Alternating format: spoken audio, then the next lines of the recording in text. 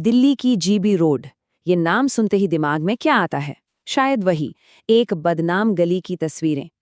लेकिन आज हम उन दुकानों के ऊपर बने कमरों की एक ऐसी कहानी जानेंगे जो अक्सर अंधेरे में छिपी रह जाती है। ये कहानी है वहां पल रहे बच्चों की। पता है, जीबी रोड की ना एक नहीं बल्कि दो पहचान है, बिल्कुल अलग अलग। दिन में ये एशिया का सबसे बड़ा हार्डवेयर और ऑटो पार्ट्स का बाजार है। हर तरफ व्यापार का शोरगुल। पर जैसे ही सूरज ढलता है, यही गली एक पूरी तरह से अलग दुनिया बन जाती है। दिल्ली का सबसे बड़ा रेड लाइट एरिया। ये सिर्फ शब्द नहीं है, ये वो एहसास है जो पूजा नाम की एक महिला ने वहां महसूस किया। उनकी ये बात हमें सीधा उस चुभन से, उस कलंक से मिलाती है जिसका सामना वहां की औरतें और उनके बच्चे हर दिन हर पल करते हैं। तो अब सवाल ये उठता है कि ये गली ऐसी बनी कैसे? क्या ये बस अपने आप हो गया, एक हादसा था? नहीं, बिल्कुल नहीं।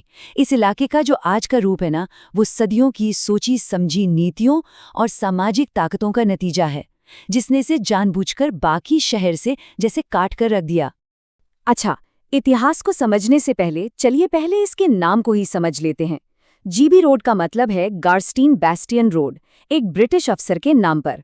वैसे 1956 में इसका ऑफिशियल नाम बदलकर स्वामी श्रद्धानंद मार्ग कर दिया गया था, पर लोगों की जुबान पर आज भी जीबी रोड ही बसा हुआ है।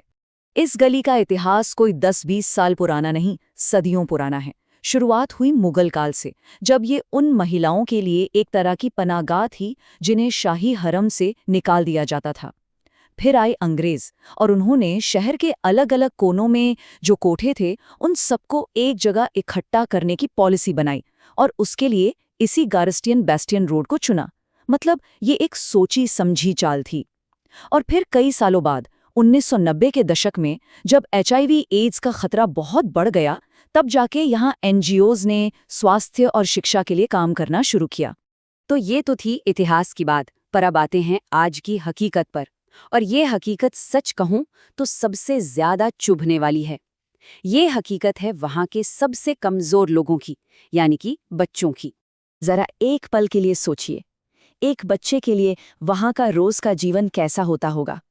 दिन रात का शोर, हर वक्त अजनबी चेहरों की भीड़ और एक ऐसा माहौल जहां बचपन को शायद पनपने की जगह ही नहीं मिलती। कुछ आंकड़े देखते हैं जो इस हकीकत को और भी साफ कर देंगे। हाँ, ये सर्वे कोलकाता का है, पर ये उस माहौल की एक तस्वीर जरूर देता है जो ऐसे इलाकों में आम है। करीब 69% परिवार ये मानते हैं कि यहाँ का माहौल बच्चों के बड़े होने के लिए बिल्कुल सही नहीं है। और तो और करीब 26% लड़कों ने ये माना कि वो गुटखा या शराब जैसी चीज़ों का नशा करते हैं। और ये अगला आंकड़ा, ये शायद सबसे ज़्यादा चौंकाने वाला है।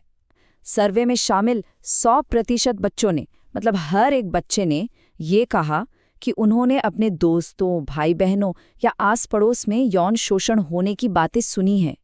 सोचिए, ये दिखाता है कि खतरा कितना नज़दीक और कितना आम है। और ये जो कलंक है ना, ये सिर्फ उस गली की दीवारों तक ही नहीं रहता, ये बच्चों का पीछा करता हुआ स्कूल तक पहुंच जाता है। एक ऐसी जगह जो सुरक्षित होनी चाहिए। सोचिए, जब टीचर ही बच्चों को किनारे ले जाकर उनकी माँ के काम को लेकर ऐसे भद्दे सवाल पूछे, तो फिर एक सामान्य बचपन की उम्मीद कैसे की जा सकती है? और इसका असर वो बच्चों के दिमाग पर बहुत गहरा पड़ता है।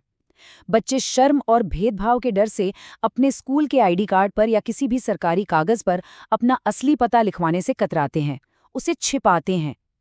ये डर उन्हें समाज से और भी अकेला कर देता है। लेकिन इतनी नाउमीदी के बीच क्या इस अंधेरे में कोई रोशनी है? हाँ, बिल्कुल है। कुछ लोग हैं, कुछ संगठन हैं जो इस अंधेरे को चीरकर रोशनी लाने का काम कर रहे हैं। और इसी रोशनी का एक बड़ा नाम है कठ कथा। ये एक ऐसा संगठन है जो जमीनी स्तर पर सीधे जीबी रोड के अंदर जाकर काम कर रहा है। इनका मिशन क्या है? कोठों को क्लासरूम में बदलना और वहाँ की महिलाओं और बच्चों को एक नई, अलग राह दिखाना। तो ये करते क्या हैं? इनका काम करने का एक तरीका है, एक पूरा प्लान है, 4 स्टेप्स का। सबसे पहले वो वहाँ के लोगों से रिश्ता बनाते हैं, उनका भरोसा जीतते हैं। फिर बच्चों और महिलाओं को अच्छी शिक्षा और ट्रेनिंग देते हैं। इसके बाद उन्हें इज्जत से रोजी रोटी कमाने के मौके देते हैं। और आखिर में उन्हें एक ऐसा जीवन चुनने की ताकत देते हैं जहां वो अपनी मर्जी की मालिक हों। और पता है, इन कोशिशों का नतीजा भी दिख रहा है जमीन पर। यहाँ के बच्चे पढ़ लिखकर नेशनल स्कूल ऑफ ड्रामा जैसे बड़े संस्थानों तक पहुंचे हैं। कुछ नौजवानों ने मिलकर अपने फोटोग्राफी ग्रुप्स बना लिए हैं। हर एक ऐसी कामयाबी एक बहुत बड़ी उम्मीद है। ये दिखाती है कि हाँ, बदलाव मुमकिन है। ये सब सुनकर अच्छा लगता है ना? पर एक बात और है, कुछ लोगों की जिंदगी बदलना एक बात है और पूरे सिस्टम को बदलना वो बिल्कुल दूसरी बात। तो चलिए अब कहानी को इस व्यक्तिगत उम्मीद से आगे एक बड़े व्यवस्थागत बदलाव की ओर ले जाते हैं। तो सवाल ये खड़ा होता है कि एनजीओज तो कुछ दर्जन, कुछ 100 बच्चों को सशक्त बना सकते हैं, पर उन हजारों का क्या जो अभी भी उसी माहौल में फंसे हुए हैं? यहाँ पर बड़े पैमाने पर एक बड़े लेवल पर काम करने की जरूरत है। चलिए देखते हैं कि हमारे कानून क्या कहते हैं और असल में वहाँ हो क्या रहा है। हमारा संविधान आर्टिकल 21A हर बच्चे को शिक्षा का अधिकार देता है, पर हकीकत ये है कि बच्चे कलंक की वजह से स्कूल छोड़ देते हैं।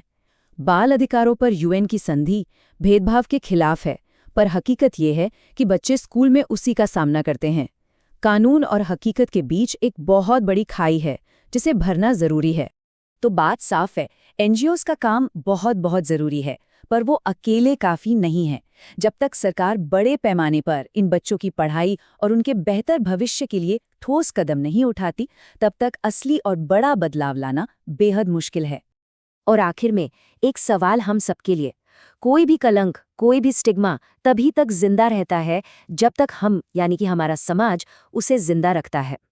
तो इस दुष्चक्र को तोड़ने में एक समाज के तौर पर क्या भूमिका निभाई जा सकती है, इस पर सोचना बहुत जरूरी है।